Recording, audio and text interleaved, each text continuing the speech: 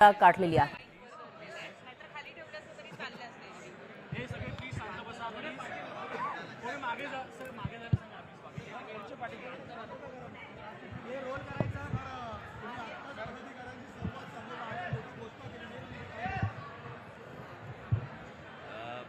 मुंबईमध्ये नव्याने काही पदरचना आम्ही केलेल्या आहेत आणि त्याच्यामध्ये पहिल्यांदाच मुंबईला शहर अध्यक्ष आणि उपशहर अध्यक्ष, आतापर्यंत पक्षामध्ये फक्त विभाग अध्यक्ष हे पद होतं,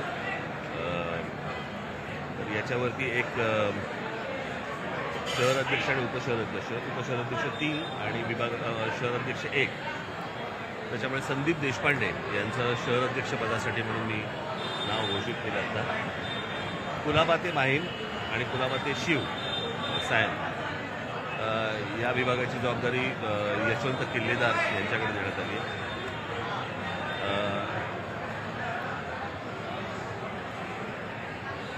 पश्चिमेकडचा भाग म्हणजे उपनगर,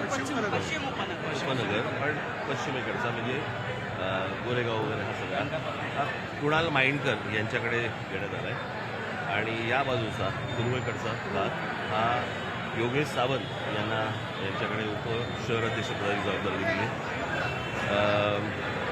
त्यांनी काय कोणकोणत्या गोष्टी करायच्या आहेत ते आता मी 2 तारखेला त्यांच्या हातामध्ये सगळ्या गोष्टी देणार आहे आणि तसंच खालपर्यंत कोणकोणत्या गोष्टी करायच्या आहेत, कोणत्या चौकटीत काम करायचं आहे आणि कसं काम करायचं आहे, काय गोष्टी त्या सगळ्या त्यांना लेखी स्वरूपामध्ये दिल्या जातील। तसंच एक केंद्रीय समिती म्हणून आम्ही नेमली आहे जी या प्रत्येक घटकाकडे बारकाईने लक्ष ठेवेल आणि त्यांच्याशी संवाद साधेल आणि याच्यासाठी म्हणून मी पक्षाच्या नेत्यांची बाळा नांदगावकर आहेत त्यांच्याकडे गटाध्यक्षांची जबाबदारी दिली आहे, त्यानंतर नितीन सरदेसाई आहेत त्यांच्याकडे विभागाध्यक्ष पदाची जबाबदारी दिली आहे, अमित ठाकरे आहेत त्यांच्याकडे शाखाध्यक्ष पदाची जबाबदारी दिली आहे। म्हणजे बरेच लोक आहेत त्याच्यामध्ये यादीमध्ये, मी तुम्हाला बरोबर सांगतो जसं अविनाश अभ्यंकर आहेत, म्हणजे संजय चित्रे आहेत, शिरीष सावंत आहेत, असे बरेचसे। तसंच ठाण्याचं केलेलं आहे, ठाण्यामध्ये देखील केंद्रीय समिती केलेली आहे ज्याच्यामध्ये अविनाश जाधव एक गोष्ट बघतील, विजित पानसे एक गोष्ट बघतील, राजू पाटील एक गोष्ट बघतील, आमचे बाकीचे इतर जे आमचे सर्व लोक आहेत हे वेगवेगळ्या विंग्स, गजानन काळे एक बघतील। तर या प्रकारे म्हणजे या बाजूनेही पक्ष पाळला जाईल आणि या बाजूनेही पक्ष पाळला जाईल या दृष्टिकोनातही रचना करण्यात आलेली आहे।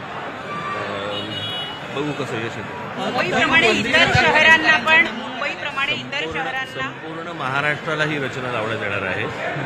आत्ता पहिल्यांदा मुंबईने ठाणा केलंय, फक्त ठाणा म्हणजे पालघर पण नाही, तर त्याच्यामुळे ही आत्ता फक्त मुंबई आणि ठाण्याला केलेलं आहे आणि साधारणपणे एप्रिल-मे मध्ये बाकीच्या संपूर्ण महाराष्ट्राला ही रचना होईल।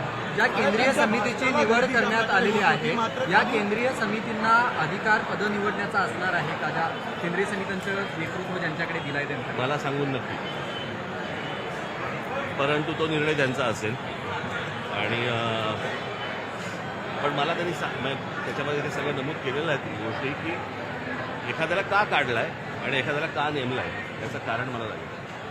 मला वाटतं जबाबदारी निश्चित होईल, कारण तुम्ही ज्या प्रकारे भाषण करता तुमच्याकडून लोकांच्या अपेक्षा आहेत, गर्दी खूप होती, मात्र मतपरिवर्तन ते गोष्टी होत नव्हतं, जबाबदारी निश्चित केल्यामुळे याचं कारण तुमचा राजकारणाचा अभ्यास कमी असल्यामुळे तुम्हाला हे प्रश्न पडतात, कळलं का?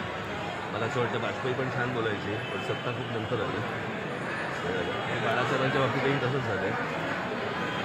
त्याच्यामुळे तुमचा राजकारणाचा अभ्यास झाला की आपण तुमच्याही चर्चा करू। सर, एक विशेष कमिटी सुद्धा देण्यात आलेली आहे काय जातीयवादी किंवा 30 तारखेला गुढीपाडव्याच्या दिवशी मला जे बोलायचं ते मी बोलेन। गुढीपाडव्याला खाडाखड्डा घ्यावायची, पण मागच्या वर्षी गुढीपाडव्याला नेमकं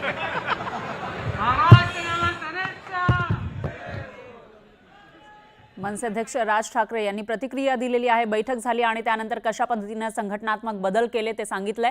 मुंबईमध्ये 1 पक्षाध्यक्ष आणि 3 उपाध्यक्ष असतील असं राज ठाकरेंनी सांगितलेलं आहे। मनसेची पुढची रचना नेमकी कशी असेल, संघटनात्मक पदं कशी असतील त्याची माहिती राज ठाकरेंनी दिली आणि जे काही बोलायचंय ते 30 तारखेला बोलेन, गुढीपाडव्याला बोलेन असं ते म्हणाले।